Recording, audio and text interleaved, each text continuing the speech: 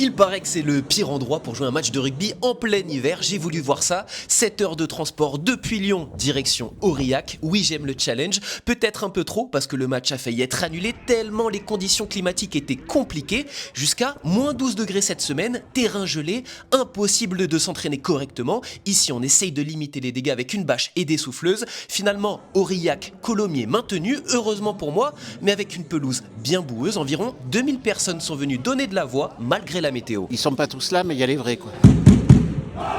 Jean-Alric était un quart rempli, mais honnêtement, j'ai vu plus d'ambiance que dans certains stades de top 14. Nos supporters sont toujours là pour nous pousser derrière, on les a entendus toute la soirée malgré le fait qu'il fasse -5, de la neige, de la pluie, du vent. Mais concrètement, comment c'est de jouer un match dans ces conditions? T'as froid les 10 premières minutes, après franchement ça prend le pas, le combat, tout ça, ça te réchauffe vite.